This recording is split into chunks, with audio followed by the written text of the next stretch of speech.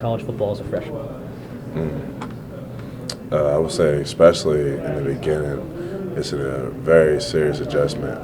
Going from, when you're obviously your biggest, if you're playing as a true freshman and when you were in high school, you definitely had to be extremely superior to physically than guys you were playing against when you were in high school a couple months ago. But then you're going against, possible fifth-year seniors, guys that's like 23 years old, grown men with full beards, coming straight at you. So it's definitely an adjustment. But I think the thing about those two guys, specifically Bear, is they just got a killer attitude. Like they have the attitude. Like I don't care how old you are, how big you are. I'm gonna do my job to the best of my abilities, and I think that's the reason why we're able to put them in the position that we put them in. Thanks. So you guys are facing another dual threat quarterback. Let's talk about you go from the fire to the frying pan, or maybe the other way around. Talk about the challenge this week. I've actually never heard that before. Awesome. We can send you No, one.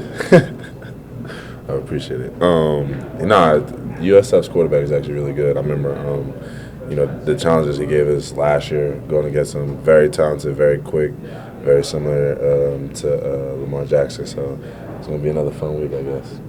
Fun. So the defense last week, was it Louisville? Was it the defense? Was it a combination of the two? I mean, in terms of giving up 62 points and all those yards, was it the fact that Louisville has such a great offense, or defense was it up to the task, combination?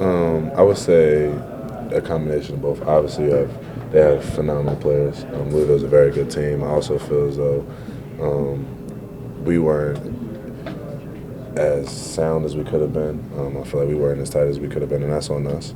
I think if you give a team with the talent level that Louisville has, the opportunities that we gave them, they're going to not just gash you for 20 yards and take it to the house.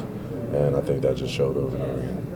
So what did you learn as a unit that you could bring into this week? Really just to not only understand what you're doing, but why you're doing it. So once you get that understanding and really try to lock in onto the game plan that much more, when the bullets are flying and the fog of war happens, naturally you'll just do what you're supposed to do instead of just kind of like getting stuck a little bit. How did things change in practice? What did Coach Babers do differently after the result of Friday's game to try to prepare you better for the rest of the season? Honestly, nothing really. I think, we know who we are. I mean, you can't just blow everything up because of one game. I think it's just really just us locking in that much more. Us just pushing ourselves that much harder, pushing not only just the ones, but everyone from the ones to the scout team. Just got to take that much more ownership because at the end of the day, we all represent each other. So, the better position we can put each other in, the better off we're going to be on Saturdays. After the first two games now, how do you think you've adjusted to Babers' system? I feel like I've been adjusted throughout camp, really. Just the tempo of practice going in. Games are easier than practice. Like going against that offense in camp was a real grind, even though he doesn't like to say that. That was a real challenge. I think getting through that, facing any offense that we go against throughout the year, and specifically being on the field as much as we're used to taking that many reps. Like that's not a big deal. So just being out on the field wasn't too much of a problem. What was your take on some of the Louisville injuries in the red zone? Did you a lot of players seem to be cramping up in Louisville when you guys were in the red zone. Do you think that was a real situation, or do you think they might have been pulling some kind of stunts there to buy time? Honestly, I wasn't really even paying attention. I was kind of just locked in on getting defensive adjustments from our coaches. I did see a couple of those guys go down. Just thankful that it wasn't too big of an injury. You never want to see guys go down with injuries and stuff like that. If you look at Flowers on South Florida, maybe not quite as electric as Lamar Jackson, but he's another dual threat guy. He can throw, he can run. Do you feel like it helps that you've got a little bit of experience against the dual threat? With Lamar Jackson last week? Yeah, I think you do. Flowers is actually he's a really talented player.